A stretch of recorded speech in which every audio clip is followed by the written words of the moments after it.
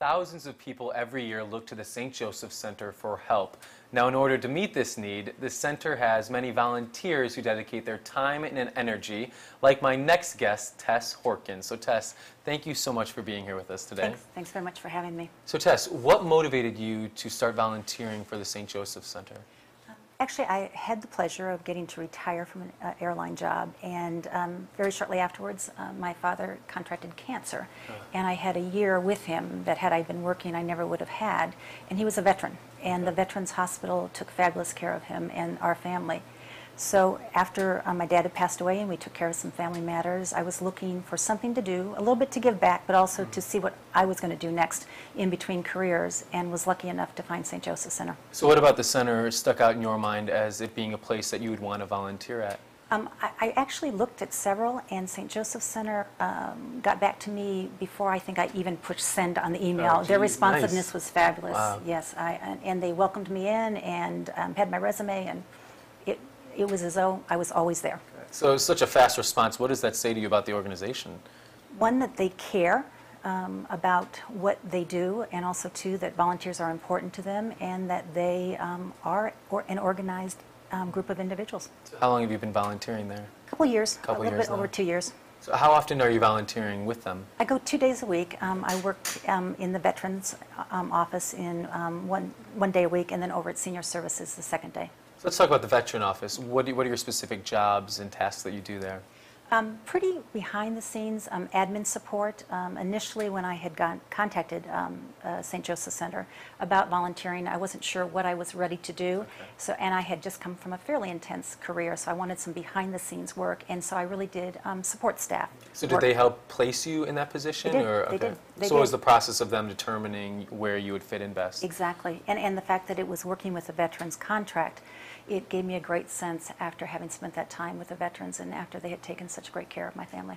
So what does it mean for you to be volunteering in that part of, the week, doing that when your dad was a veteran? What does that mean to you? You think about it every day you walk up the stairs, and I'm so impressed when I see the individuals from St. Joseph Center that I work with that treat our veterans with great respect and just make them feel welcome and help them resolve their issues, and makes me proud to be part of St. Joseph Center, even as a volunteer, and makes me even more proud of my dad. So what are some of the issues that the veterans are dealing with that the St. Joseph Center is helping them with? The two contracts that they are currently working with are a money management contract and a representative payee, and they're assisting veterans in getting back into being able to manage their own housing, their own money, or their own medical or cares and needs. They have case management for them. Okay, great. So let's talk about you said you worked at the Senior Services Division as well. So what do you do for that part? Actually, that's my more interactive work right now. As I said, St. Joseph's is pretty organized, and they have an admin support. So I found pretty quickly that after 2 days a week, they probably didn't need me that second day. And because their case managers are so connected, they suggested I go over and talk to a case manager at the Senior Services to see if I could support there. And I actually work with seniors who are 60 years or older, which is very close, but also who are in a variety of needs. So what kind of work are you specifically doing with them? Luckily, I get to do hands-on interaction with our clients when they walk in. Initially, I did some supportive work and took care of working during the holidays with delivering food and organizing events. But after a short period of time, was able to work actually initial assessments. So what's a typical day, if you could kind of run me through, a day as a volunteer at St. Joseph? There is no typical day at St. Joseph's. There's not a typical hour that I have seen in a very short time. But generally what I will do when I'm over there, I will walk in and meet whoever is either scheduled to come in or who has come in to visit with the case managers that day for a variety of needs. Okay. So you have to be adaptable if you're going to volunteer. That's a good quality, though. You do. Great. Yeah. So now in terms of your volunteer work, how would you say you have grown personally through your experience? It has taught me, number one, how much I don't really know about the systems and what makes people work and what keeps people from working. It has given me... What surprises you, or what have you learned in that area? How difficult it is for individuals sometimes to make it to the end of a day. Okay, got it. What else would you say that you've learned throughout the process as a volunteer? I've learned the resilience of the human spirit, and I say that with great sincerity. I am just amazed and in awe of the individuals that come in, the clients that come in, and how grateful they are for all the assistance they get, and how strong they are, and how dependable and responsible they are for what they receive. That's great. So when you think about all of your experiences as a volunteer, is there one that kind of sticks out in your mind as being one of the most rewarding experiences you've had with the center?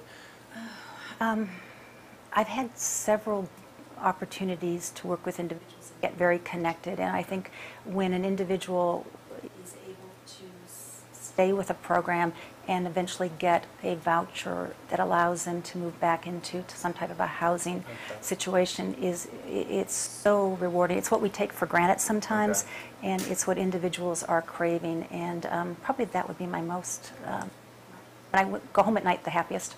Oh, good. So now in terms of surprises, you know, in terms of the people in the center or the work that's done, what has surprised you the most and what continues to surprise you at the St. Joseph Center?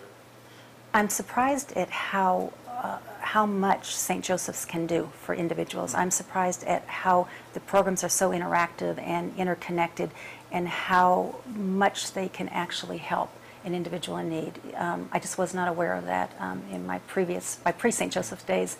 And what continues to amaze me is their patience and their willingness to listen and to take on challenges to ensure that their clients are getting the best care. So now I know you mentioned a lot of interconnection within the different programs and services. Could you speak a little bit about, more specifically, an example of what you mean by that? Sure. A client may come in and one of your first concerns is, how are they? Where did they sleep last night? Have they eaten yet? You can, what is their greatest need for that day? And you can get them over to Bread and Roses Cafe and make sure that they have a warm meal. And that may be the first meal that they've had in quite some time. Once you've worked with your clients for a while and you end up kind of getting a sense of what their greatest needs are, there's also supportive staff for additional help. And then obviously for housing, to help them get into a voucher situation, it requires a great deal. So it seems like obviously there's so many different types of services, but they're all connected, like you said, and they all work well together. It certainly is a team, and it certainly is for the best interest of that client. The client does not get lost. So now what would you say to someone who might be interested in volunteering, or someone that doesn't volunteer? What would you say to someone in that situation? Why not? Why don't you? It makes you appreciate not only what you have, but what you can do, and it certainly makes you appreciate how people in this world of ours could be somebody that we know day to day, and they're in need, and if you can help them even in a small way, it makes for a better story. Wow. Well, thank you so much for joining us, and it obviously seems that you put so much of yourself into your experiences there, and I'm sure they appreciate the work that you do there. And I get a great deal out of it, so thank you very much. Well, thank you so much.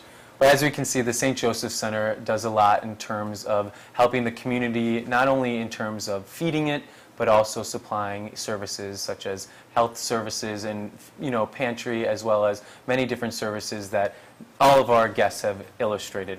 So thank you for watching this edition of NonProfit Profiles. I'm Justin Walter.